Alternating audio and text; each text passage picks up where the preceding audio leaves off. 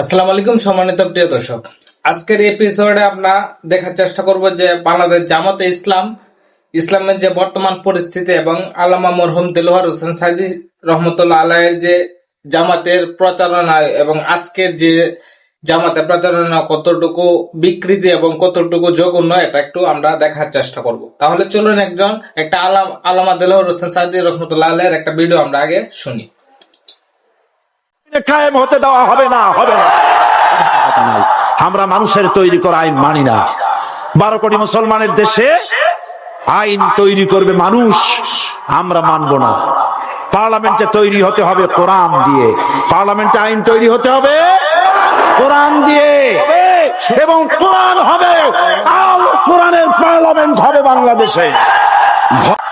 আচ্ছা, উনি বলছে যে উনি কোরআনের যে বিষয়টা, কোরআনের যে কোরআন খেলাফতে আইন বা বাংলা ইয়ার ভিতরে যে সংসদের ভিতরে কোরআনের আইন জারি হবে, কিন্তু বর্তমান জামাত ইসলামের যে পরিস্থিতি, বিভিন্ন ধরনের যে আপনার এম্বাসি এবং বিভিন্ন ধরনের বিধর্মী লোকেদের সাথে তারা সংলাপ করে বলছে যে তারা নাকি শরীয়ত আইন অথবা আল্লাহর আইন তারা বাস্তবায়ন করবে না, প্রচলিত যে আইন আছে এই আইনেই তারা চলবে। তাহলে চলুন এই ভিডিওটা আগে আমরা শুনে আসি যে কি বলে। ধন্যবাদ এই সুযোগ দেওয়ার জন্য। আমি ন্যাশনাল খ্রিস্টিয়ান ফেলোশিপ অব বাংলাদেশের জেনারেল সেক্রেটারি মার্থা দাস। আজকে সুন্দর সুযোগের জন্য আমরা সর্বশক্তিমান ঈশ্বরকে ধন্যবাদ জানাই এবং জামাত ইসলামের আমির মহোদয়ের সাথে আমরা কথা বলেছি। উনি যে আশ্বাসগুলো দিয়েছেন সেটাই আমি একটু আরবার রিপিট করতে চাই। যেটা উনি জাতির উদ্দেশ্যে বলেছেন সেটা হলো, যদি মহান সৃষ্টিকর্তা ওনাদেরকে এই দেশ পরিচালনা করার সুযোগ দেন তাহলে এই বাংলাদেশের শারিয়া ল অর্থাৎ শারিয়া আইন উনি বাস্তবায়ন করবেন না। এটা আমাদের জন্য খুব ভালো বিষয় ছিল। এবং আচ্ছা, উনি ওনার মুখ থেকে সরাসরি বলছে, কিন্তু জামাতে আমির যে বলেছে বাংলাদেশে কোন শরিয়া আইন অথবা আল্লাহর আইন যেটা এটা বাস্তবায়ন করবে না। ওনাকে বলছে যে উনি খ্রিস্টান ধর্মের একটা প্রতিনিধি। আচ্ছা, পরবর্তী ওনাদের যে লোক, এরা তো মিথ্যা কথা বলতে পারে। আচ্ছা, ওনাদের লোক থেকে আমরা শুনি যে জামাত ইসলামের লোক থেকে জামাত ইসলাম কি বলে। তাহলে চলুন। যেটা আলোচনা হয়েছিল, উনি প্রশ্ন করেছিলেন যে যদি আপনারা জনগণের সমর্থন নিয়ে রাষ্ট্র পরিচালনা বা সরকার পরিচালনার সুযোগ পান তাহলে কোন আইনে আপনারা দেশ চালাবেন, এটাই ছিল মূল প্রশ্ন।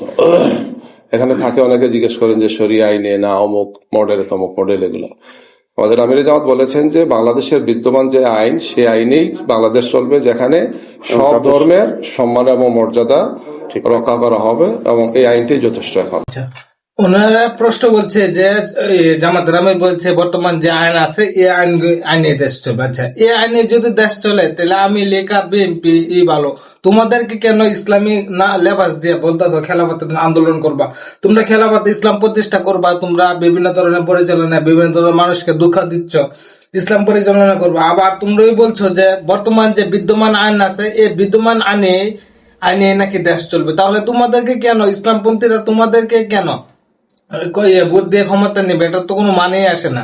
আমি লীগ যা করবো, বিএনপি যা করবো, তোমরা তাই করবা। তাহলে তোমরাদের কেন ক্ষমতা নিব? তোমরা কেন ইসলামের নামটা ব্যবহার করবো? আচ্ছা, পরবর্তী আমি জামাত ইসলামের আমির কি বলে একটা ভিডিও চলুন আমরা দেখে আসি।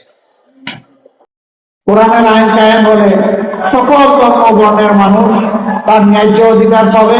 মর্যাদাবান নাগরিক হিসেবে ইনশাআল্লাহ তারা এই দেশে নিরাপত্তা নিয়ে বসবাস করবে এবং বিশ্বের বুকে মাথা উঁচু করে একজন বাংলাদেশী হিসাবে পরিচয় দিবে। আচ্ছা, তোমাদের প্রতিনিধি বলতেছে যে শরিয়া আইন অথবা কোরআনের আইন, শরিয়া আইন আর কোরআনের আইন এক জিনিসই, মানে শরিয়া আইন এটা আরবি শব্দ আর কোরআনের আইন এটা বাংলা শব্দ। আচ্ছা, শরিয়া আইন তোমরা বাস্তবায়ন করবো না। আবার তুমি আরেকটা মানে ইয়াতে গিয়ে বলতেছো যে আল্লাহর আইন বাস্তবায়ন হলে এমন এমন হবে।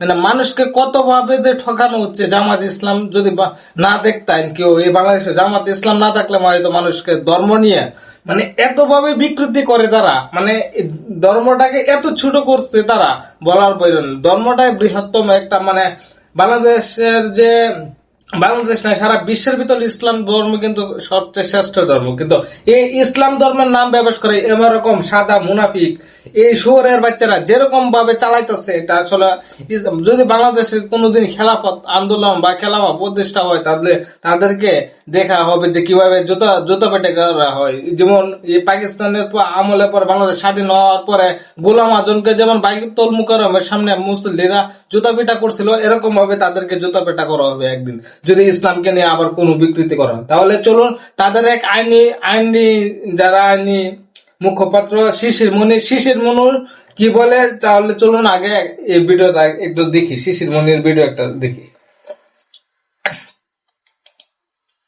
concomitant side of the same coin, একই মুদ্রা, এপিঠ এবং অপিঠ। এপিঠে আছে শাপলা, অপিঠে আছে আনারস। আমরা একই মুদ্রার এপার এবং ওপার। এইটাই হলো একদিকে রোজা, আরেকদিকে পেল। নাউজুবিল্লাহ। তারা বলছে যে একই মুদ্রার এপটে উপরে একদিকে রোজা আরেকদিকে পূজা। আমার প্রশ্ন, এ কথা বলার পরে কি সে মুসলমান আছে? রোজার মতো এত একটা মানে বাংলাদেশ মুসলমানদের জন্য এত একটা মানে ফরজ দায়িত্ব এবং ফরজ একটা বিধানকে তারা রোজার সাথে পূজার মতো একটা নাপাক এবং ইসলামের দৃষ্টিতে যেটা একবারে শিরিক, আল্লাহর সাথে তুলনা করা, এই শিরিক কাজটার সাথে একটা পবিত্র কাজের একটা মিলন করলো। এটা কি কোনোভাবে সম্ভব? কোন মুসলমানের দ্বারা সম্ভব? জামাত ইসলাম বাদে কোন মুসলমান দ্বারা এই কথা বলা, এই কথা সাপোর্ট করা কোনোভাবেই সম্ভব না। তার জন্য বলছে জামাত ইসলাম যদি ইসলামপন্থী হয়, তাহলে মুসলমানরা হবে ইসলামের বিপক্ষ শক্তি। আমি বলবো যে সবাই এই জামাত ইসলামকে নিয়ে যারা কথা বলছে, আল্লামা দেলোয়ার হোসেন সাঈদী সাহেব, তিনিও তো কথা বলছে, জামাত ইসলামের প্রতিনিধি করছে, তো উনার কথাতে তো আমরা এরকম কোনো একটা কথা শুনিনি। উনার আরেকটা বক্তব্য চলুন আমরা একটু দেখে আসি। বেশি করবা না, 12 কোটিতে গাছের গোড়া আসতে নামা দেবে, মামু বাড়ি দিল্লি গিয়ে পড়বা। আচ্ছা, পূজা সম্পর্কে দেলোয়ার হোসেন সাঈদী কি বলছে, তাহলে চলুন আমরা একটু দেখি। আবার দুর্গা পূজায় গিয়েও বলে এটা বাঙালি জাতির উৎসব। নাউজুবিল্লাহ। আমি বুঝি না এরপরেও তার ধর্মমন্ত্রিত্ব থাকে কেমন। আচ্ছা, দেলোয়ার হোসেন সাঈদী সাহেব বলছে যে মানে রোজার জায়গায় এক বলায় উনি ওনার মতামত করলো। এই দেলোয়ার হোসেন সাঈদী সাহেবের দলে ছিল জামাত ইসলাম। আজকে সে জামাত ইসলাম ওনার বিপক্ষে গিয়ে, ওনার কথার বিপক্ষে গিয়ে ফতোয়া বানাইতেছে। আসলে এটা জাতির জন্য দুঃখজনক এবং জামাত ইসলাম যে এটা ধ্বংস হবে, এটা একটা বাস্তব প্রমাণ আর কি।